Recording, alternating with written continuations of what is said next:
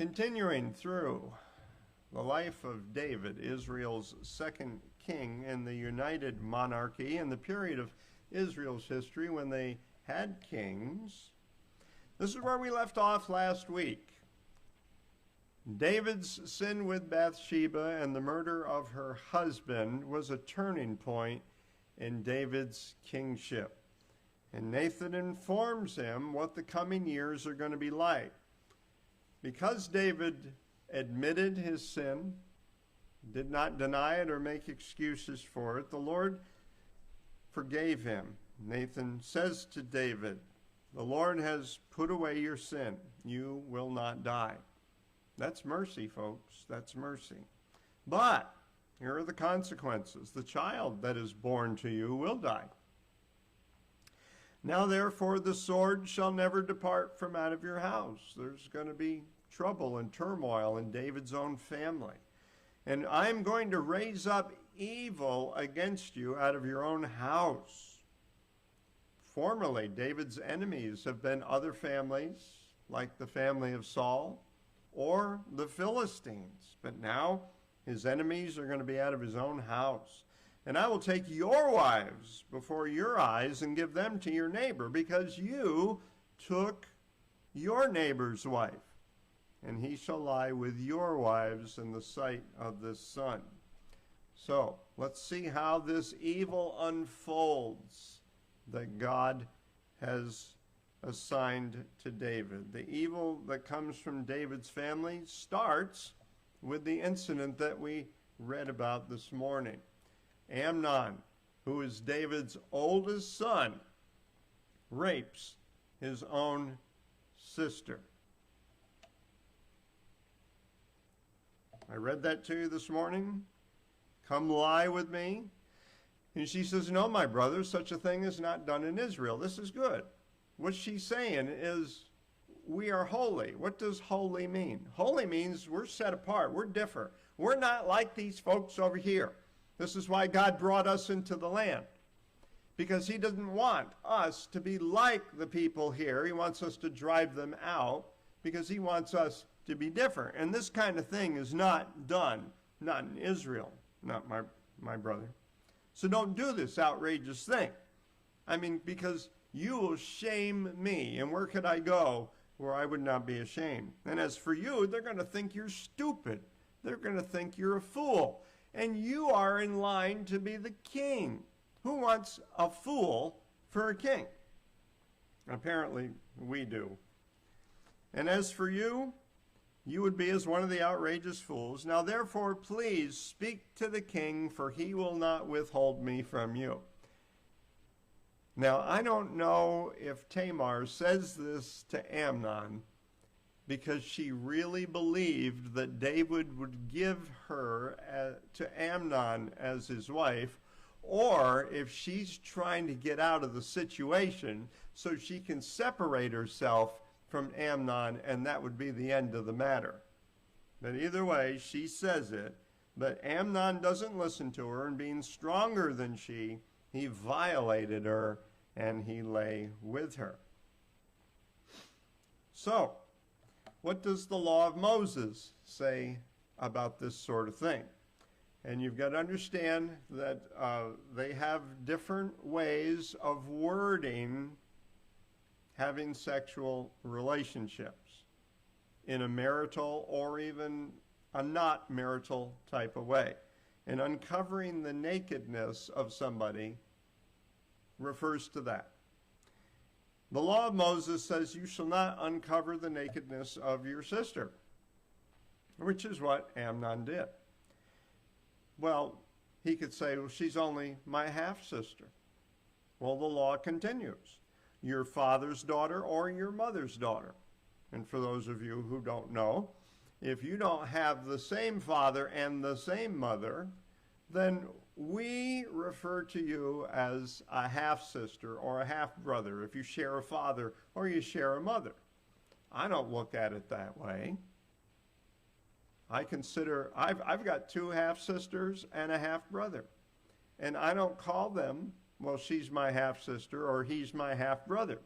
I consider them a full sister or a full brother. And guess what? So does God, especially with respect to sexual relations. I'm talking about your father's daughter or your mother's daughter. She's your sister, whether they were brought up in the same family or in another home. My half-brother and I were brought up in the same home, but my two half-sisters did not grow up with me. I might be in jail if they had. And I don't mean that in a sexual way. I mean, I probably would have murdered one of them. Okay, so it really doesn't make any difference whether you were brought up in the same house or not. You shall not uncover the nakedness of your sister. And then it goes on. You shall not uncover the nakedness of your father's wife's daughter. Now, this situation is different. Your dad marries somebody who already has children. And that daughter of your father's wife is not even biologically related to you. Well, guess what? You don't get to uncover her nakedness either. Whether she's brought up because she's brought up in your father's family. She is your sister. Now, in the church that I pastored for a little while up in Vermont, there was a man and a woman, and both had been divorced. And they remarried, and each brought children into the house. And the man had a son, and the woman had a daughter, and they were the same age. And guess what? They're married. And the law of Moses frowns upon that. Even if you're not biologically related. If she's brought up as a sister in the same house, she is your sister, and you shall not uncover your sister's nakedness. So Amnon had no business doing what he wanted to do to Tamar. So, how does David react to this? Well, when King David heard of all these things, he was very angry. Oh. But unlike the Hulk, what did David do about it? Nothing. Nothing. Now, how would you feel if you were Tamar and your daddy didn't do anything about that? She must have felt very badly, lost confidence in him. How about Absalom? King David, my father, let this happen to my sister and didn't do a thing about it.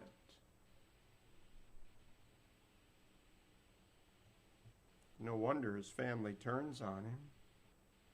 He did nothing. How does Absalom respond to this? Her full brother, Absalom, said to her, "Has Amnon, your brother, been with you?" Well, hold your peace, my sister. In other words, don't say anything about it. He's your brother. Don't take this to heart. Don't take this to heart. Don't let it bother you. You'll get over it. Folks, this is a man with no understanding whatsoever. Because as we found out from the story this morning, Absalom took it to heart, and it bothered him deeply. It bothered him that Amnon had done that, and it bothered him just as much that his daddy had done nothing about it. Now, why had David done nothing about it? Well, David is still feeling terribly guilty about that horrendous sin that he himself did with Bathsheba and violating her and putting her husband Uriah to death. And he's also aware that Nathan told him that trouble is going to be coming from your own family. So he figures, this is of the Lord, this is the trouble that's coming in. Not only that, I love my son Amnon. How can I put my own son to death? So a lot of things probably going through David's mind. Absalom avenges his sister. Absalom spoke to Amnon neither good nor bad, for Absalom hated Amnon, his older brother, because he had violated his sister Tamar. After 2 full years, I want you to keep this in mind, because you're going to see some years violated in other scripture, highlighted in other scripture. After 2 full years after this rape has taken place, Absalom had sheep shearers at Baal Hazor, which is near Ephraim, and Absalom invited all the king's sons. Why do you do that? This isn't the first time that we've read about this during sheep shearing time. Now, I get sheared about once a month. And I see Jesse got sheared this week. But sheep generally got sheared once a year. That means all the hard work that you've done finally pays off at sheep shearing time, because you hire sheep shearers. It's a great big get together. A lot of people bring their flocks, so the sheep shearers don't have to go around the countryside. It's all in a central location. People come to take a look at the wool, and they bargain with you for the price of the wool. And finally, you've got a wallet full of money because it's sheep shearing time and you have sold the wool. And so you celebrate because you've got a lot of money and you're getting rewarded for your hard work. So this is a special time for people who are shepherds. And Absalom commanded his servants, mark when Amnon's heart is merry with wine, and then strike him and kill him. And they did. And notice what he says to them. He says, do not fear. Have I not commanded you? Be courageous and be valiant. He's telling them to murder his brother and not to worry about whether they'll get in trouble or not. Does that sound familiar? Saul did that, didn't he? You remember he went to the witch or the medium at Endor to participate in a seance, to consult the dead. And she says, you're Saul. He said, don't worry, you're not going to get in trouble. Oh, yeah, she is. Because both of them forget there's still a God. Even if we get away with something on earth and nobody accuses us of it, there is still God. Now, didn't it strike you kind of strange that David asked Absalom, why would you want your brother Amnon to come? He knows he hates Amnon. The king doesn't suspect that something's going on here. He could have prevented this too. And there he goes. And Absalom ends up fleeing into exile. Absalom fled and went to Talmai, the son of Ammihud, king of Geshur. Now, why did he do that? What a strange place to go. It's just a little bit northeast of the Sea of Galilee, way up just on the border of Israel. Why did he go there? Well, David married a girl named Maacah, and Maacah's father is Talmai, the son of Ammihud. So Absalom goes to live with his grandfather, and David mourned for his son day after day. And Absalom fled, and he went to Geshur, and he was there for 3 years. Okay, who's doing the math for me? How long ago did the rape take place? First we had 2 years, and now add 3 more years to it since the rape has taken place.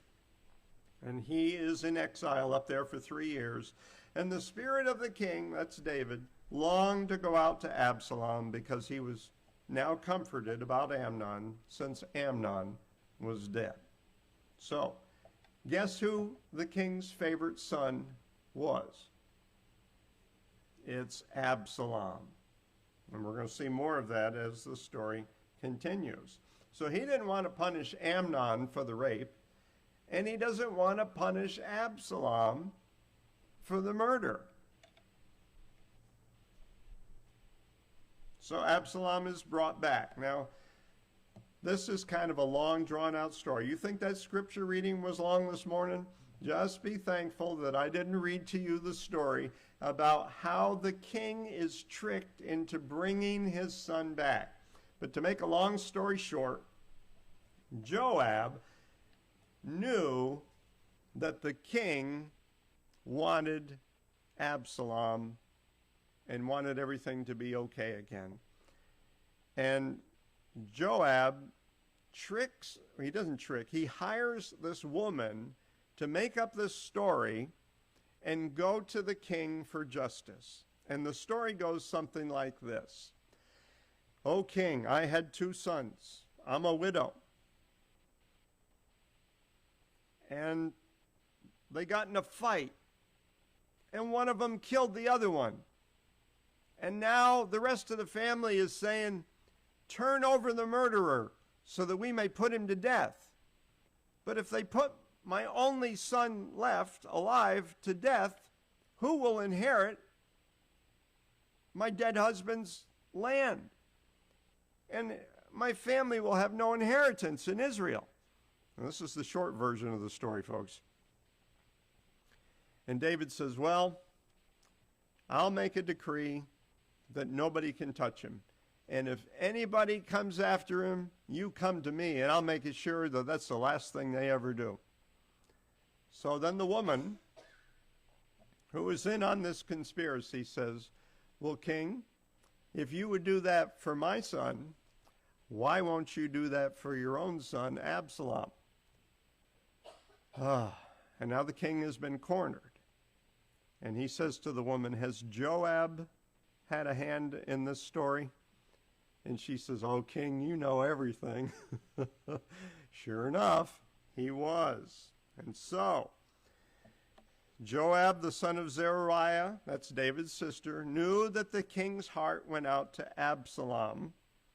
And the king said to Joab, "Behold, now I grant this. Go bring back the young man Absalom." Now let me preface this, or at least interject this, and we're going to see this later. Joab does not care for Absalom at all.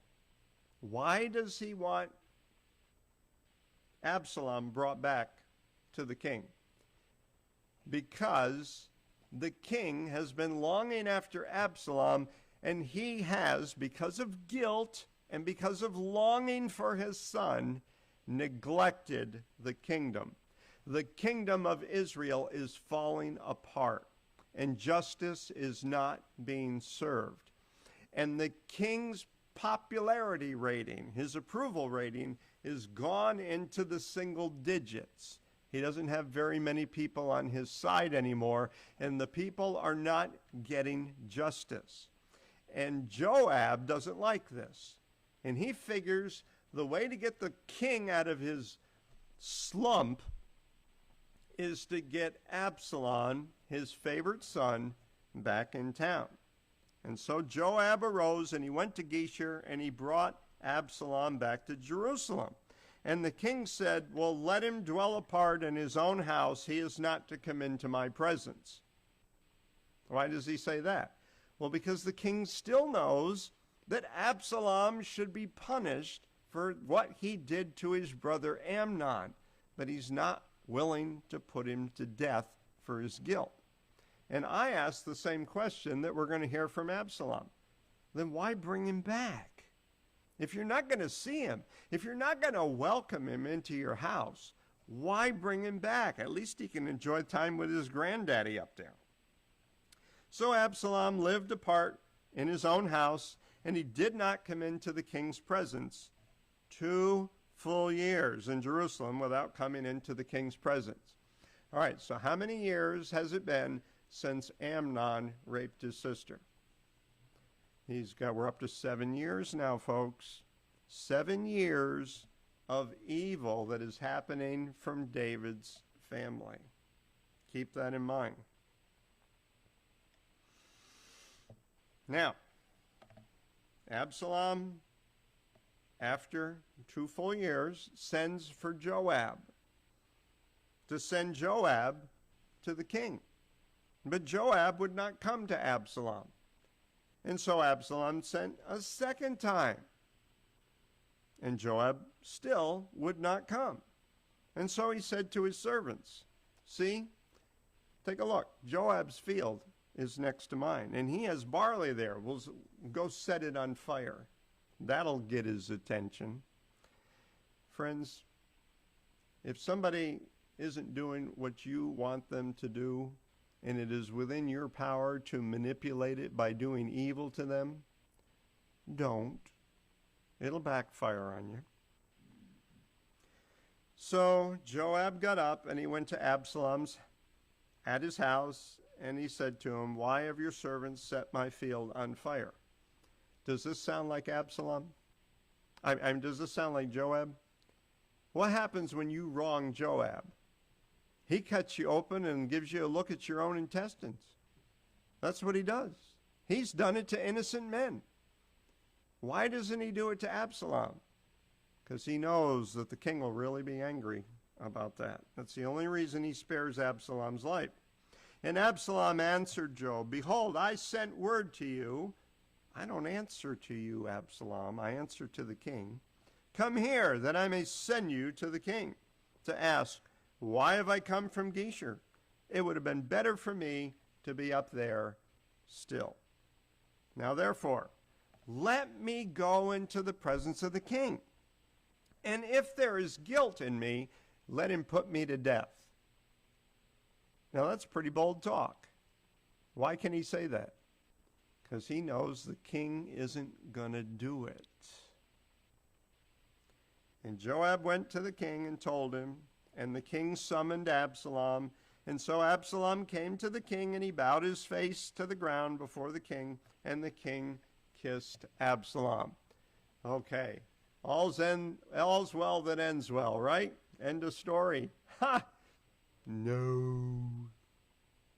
The evil that comes to David's family, from David's family, continues. Now Absalom, who has lost all respect for David, because David refused to do anything about Amnon's sin, David refused to do anything about Absalom's sin, David's letting the kingdom fall apart. Now he conspires to replace David because he's lost all respect for his father. And so, what does he do? After this, Absalom got himself a chariot and horses and 50 men to run beside him. And Absalom used to get up really early and stand in the road near the gate.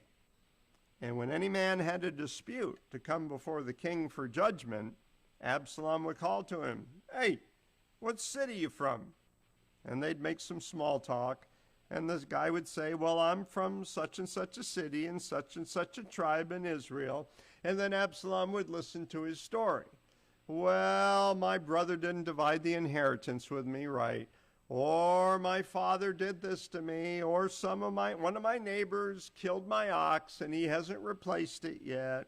And so on. And Absalom would say to him, look, your claims are good and right. But there's no man designated by the king to hear you.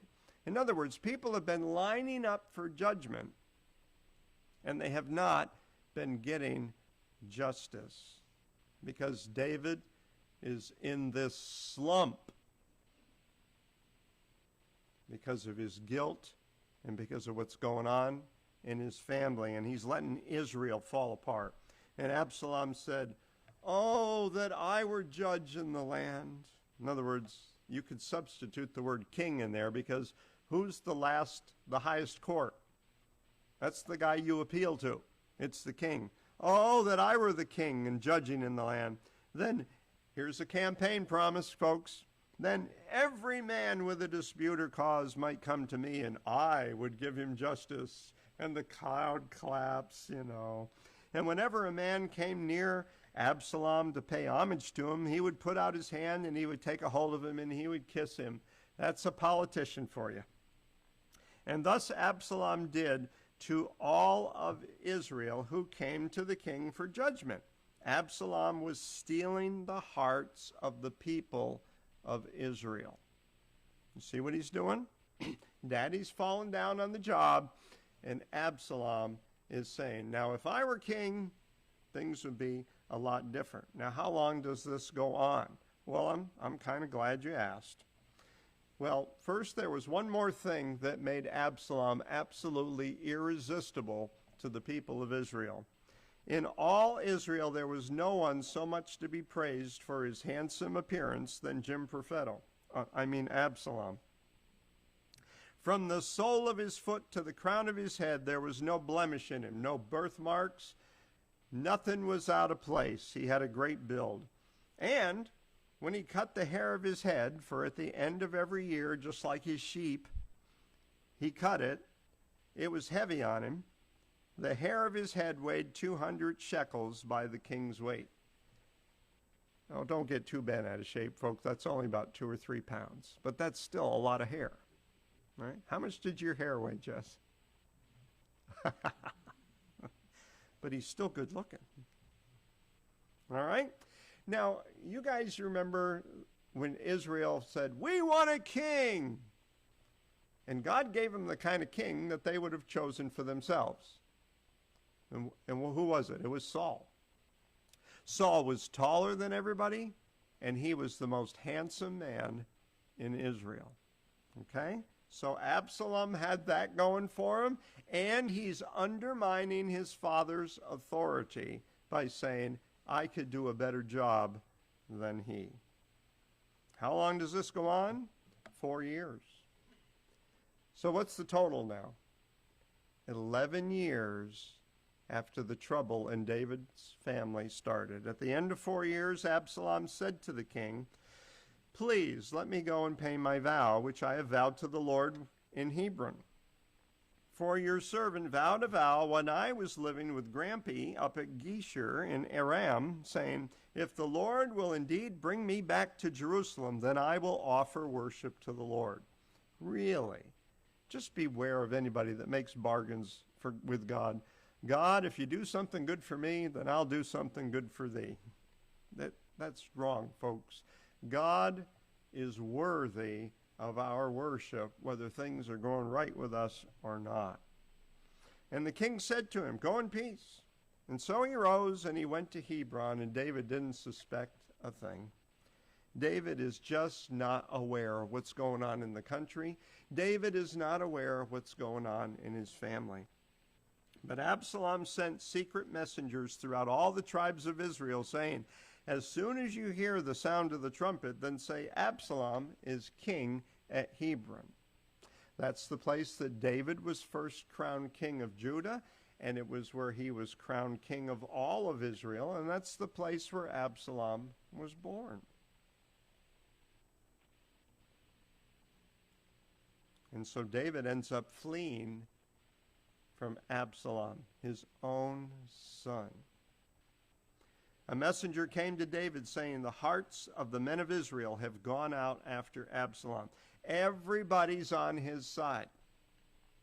And David said to all of his servants who were with him at Jerusalem, get up, let's get out of here, or there will be no escape for us from Absalom.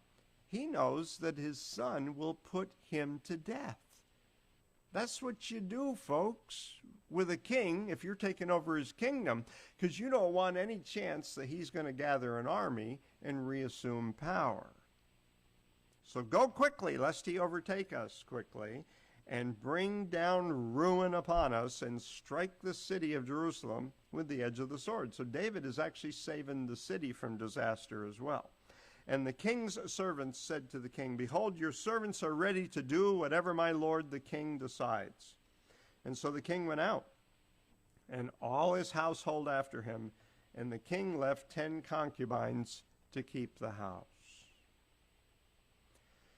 And all his servants passed by him, and all the 600 Gittites who had followed him from Gath passed on before the king.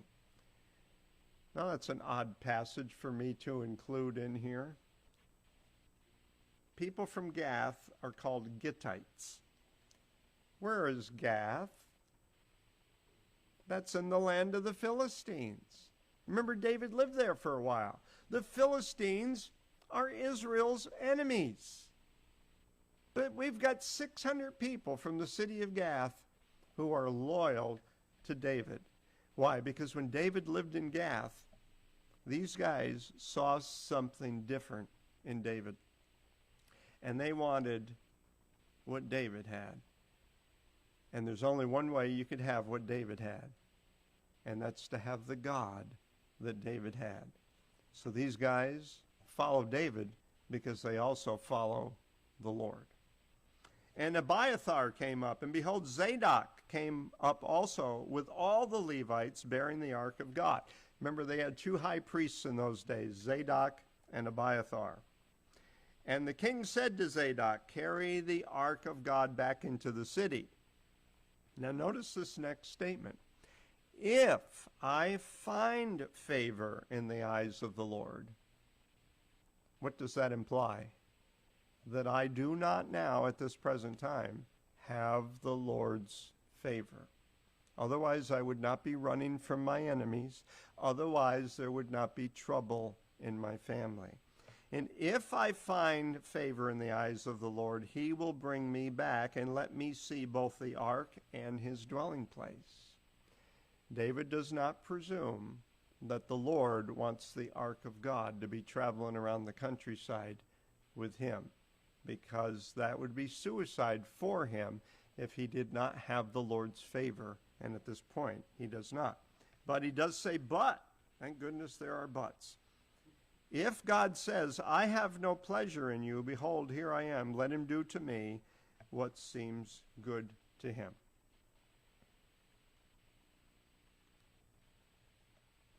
And David went up the ascent of the Mount of Olives.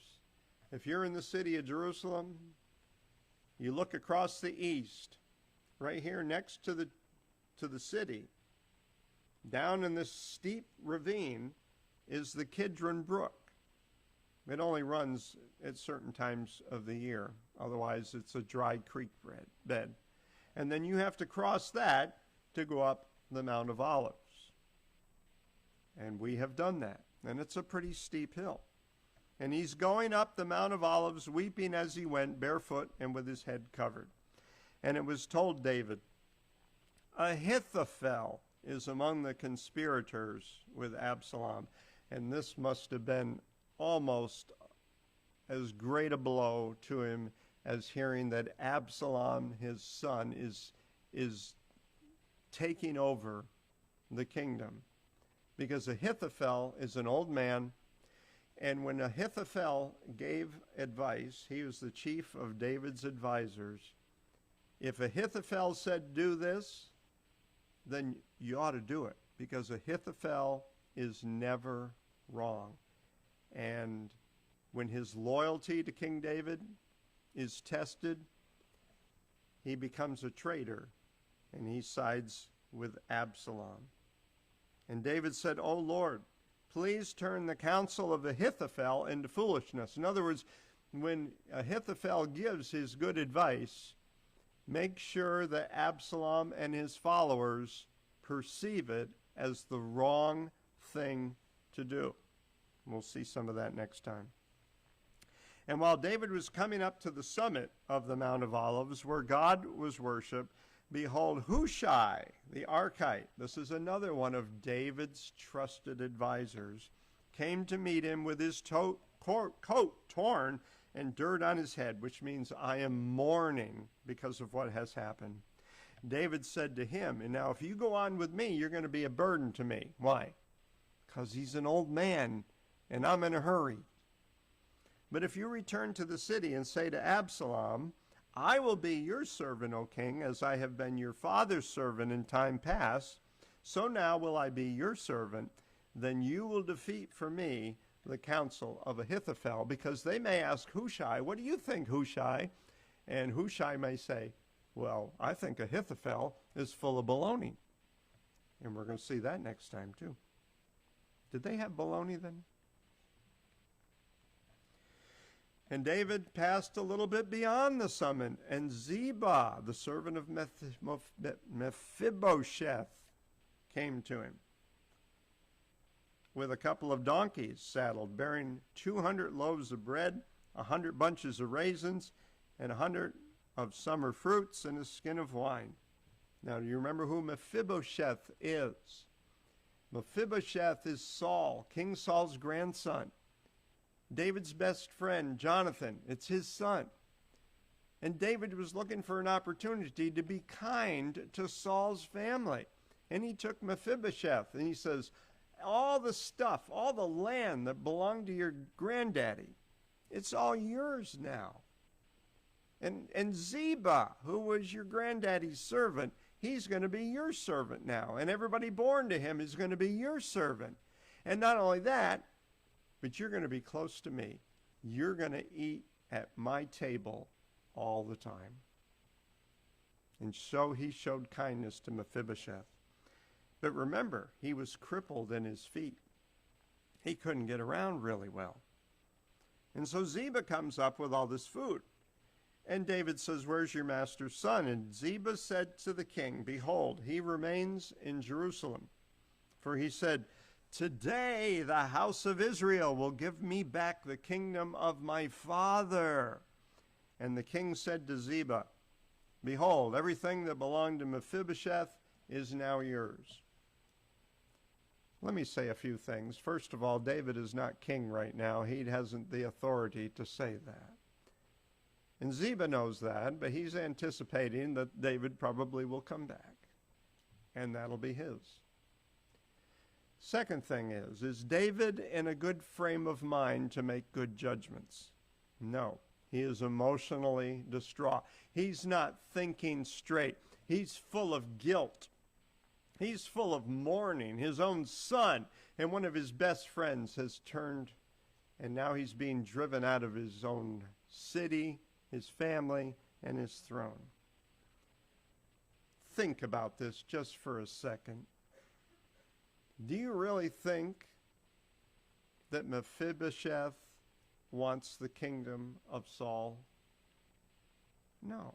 And do you really think that Absalom has conducted this coup against David so that he can give it to Mephibosheth?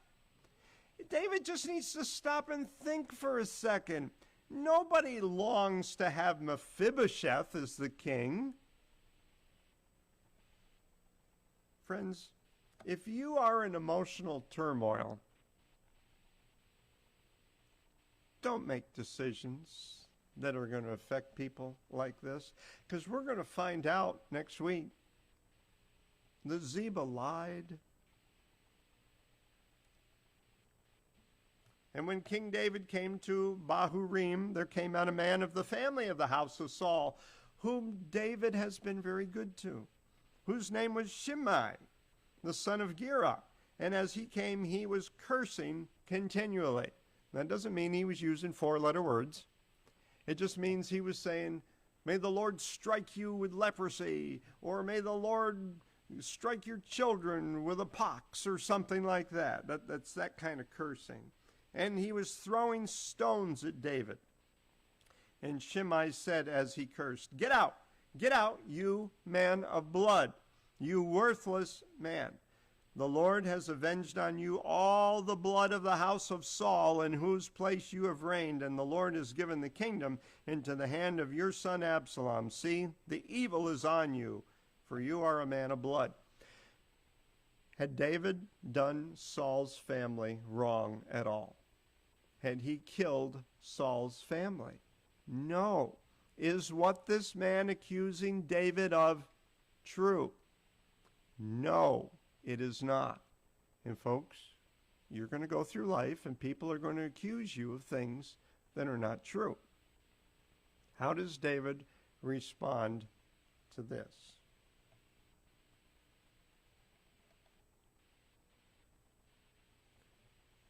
Well, if it comes up, I'll tell you. Abishai, that's his nephew, the son of Zeruiah, David's sister, said to the king, why should this dead dog be cursing my lord the king? Let me go over and lop off his head. But the king said, what have I to do with you, you sons of Zeruiah? In other words, you think I'm like you? If he is cursing because the Lord has said to him, curse David, who then shall say, why have you done this? And David said to Abishai and to all his servants, behold, My own son seeks my life. How much more than now this Benjamite? You think what he's doing to me really makes any difference to me? My own son wants me to die. Leave him alone and let him curse, for the Lord has told him to. It may be that the Lord will look on the wrong done to me, and the Lord will repay me with good for his cursing today. Now, what I'm about to say is going to seem contradictory and a little bit difficult to accept. Do you think God appeared to Shimei and said to him directly, "Go curse David"? No. Then why does David say on 2 occasions up there on the screen that God told Shimei to curse him? Because this is part of God's plan. This is what God wanted Shimei to do. And so this is David's way of referring to the sovereignty of God. Because, folks, I've got news for you. Every single thing that takes place in your lives, good or bad, if somebody does something good to you, or somebody does or says something bad to you, guess where that came from? It came from God. Now, God may have gotten evil people to participate in it. Is Shimei a good person? No. Is he doing the right thing? No. Does God want him to do it? Yeah. And that's what David is saying. This is part of God's plan for my life right now, to humble me, to humiliate me. And David is going to respond to it in a biblical way. He doesn't do everything wrong. In a biblical way. And folks, remember that when people mistreat you and they do you wrong, horribly, horrible wrong, respond biblically to it as David did. Why? So you don't burn bridges. Because when people do or say bad things to you, if you wait a little while, they may come back and say something nice to you and apologize. And you have not burned a bridge. You have made it easy for them to repent before the Lord and to repent before you, and you can continue to have ministry in their lives. Because this is what happens. We'll see in a minute here. And Absalom and all the people, the men of Israel, they came into Jerusalem, and Absalom was king. Okay, now what can we take home from this story besides sore eardrums? Just because God brings well-deserved consequences into our lives does not mean that we should fail to respond to them biblically. Let me be concrete.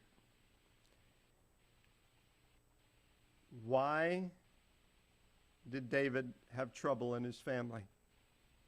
Because those were well-deserved consequences that God told him in advance were going to happen because of what he had done to Bathsheba and Uriah the Hittite. But even if God brings these well-deserved consequences into our lives and gives us trouble in our own family, does not mean that we should fail to respond to them biblically. What do I mean? David failed to do anything about Amnon when Amnon raped his sister. David failed to discipline Absalom when Absalom took Amnon's life. I have watched this with my own eyes. Fathers who have fallen into sin, telling their child that they ought to do something and not to do something else. And the child looked at the father and said, "Oh yeah, Dad? I seem to remember just a couple of years ago you did such and such and such and such." And David failed to discipline his children because he was acutely aware of his own wickedness.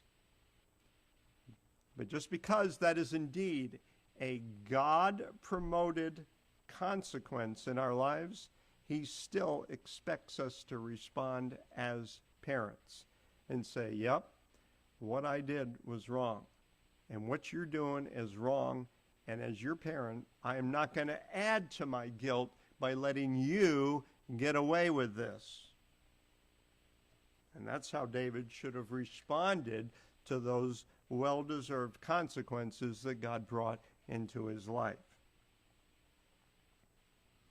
When bad things happen to us, it doesn't always mean that we deserve it. For instance, you remember what Shimei was doing? He was throwing stones at David and cursing him.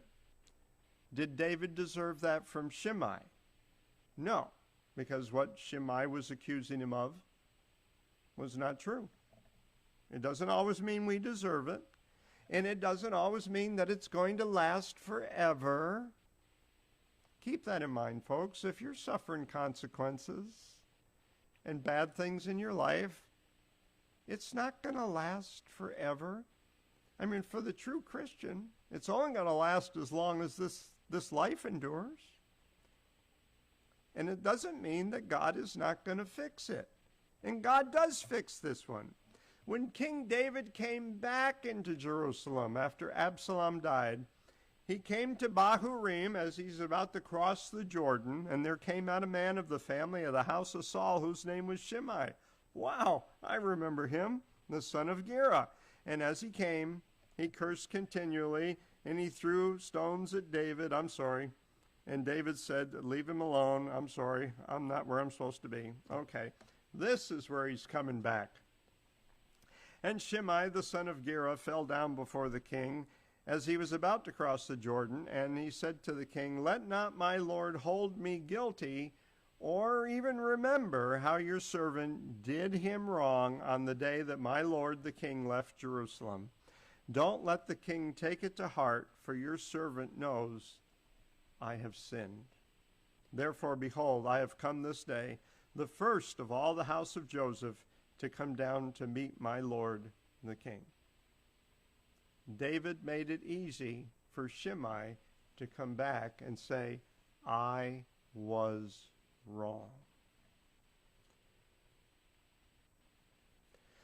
Blessed are you when others revile you and persecute you and utter all kinds of evil against you falsely on my account.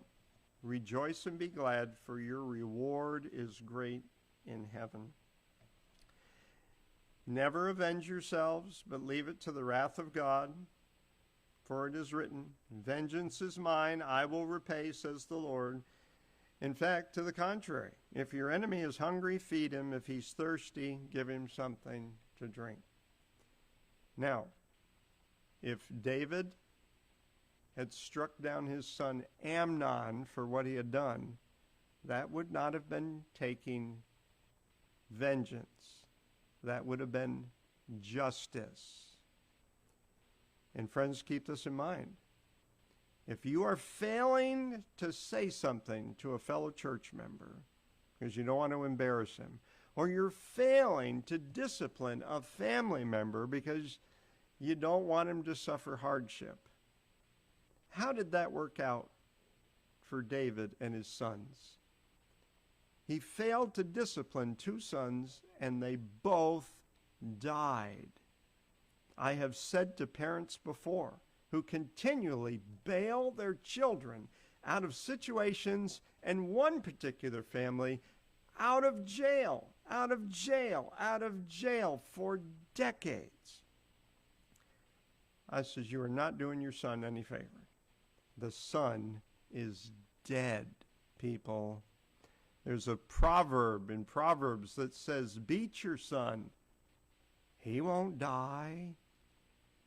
The implication is if you don't beat your son, he will die. Rear your children in the discipline and admonition of the Lord, but don't do it for vengeance' sake.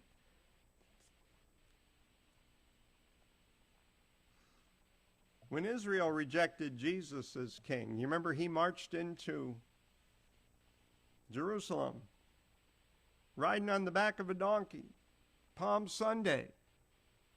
Hosanna, Hosanna in the highest. Blessed is he who comes in the name of the Lord. But they rejected him. Jesus departed from the city up the Mount of Olives. And you know the rest of the story.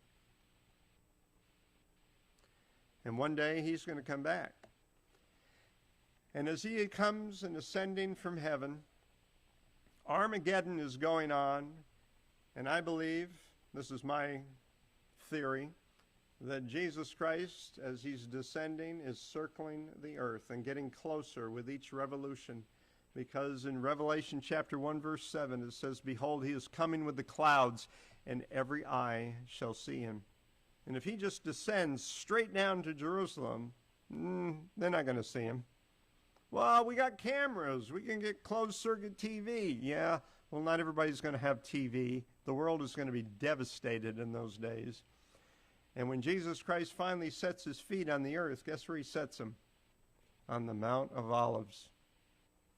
And on that day, his feet shall stand on the Mount of Olives that lies before Jerusalem on the east, and on the Mount of Olives, it's going to be split in two from east to west by a very wide valley, so that one half of the mountain moves northward and the other half moves southward. Won't that be something to see? Well, guess what? You're going to watch it, because you know who's with him? We are. Then the Lord my God will come down to Jerusalem, and all his holy ones, that's us, with him. Isn't that great? And Ezekiel says, he led me to the gate facing east, and behold, the glory of the God of Israel was coming from the east. The Mount of Olives is east of Jerusalem. And the sound of his coming was like the sound of many waters, and the earth shone with his glory. Folks, we got lots to look forward to. We're on the winning side. As David was banished from Jerusalem and returned, Jesus Christ was also banished from Jerusalem, but he will return. Let's get excited about that.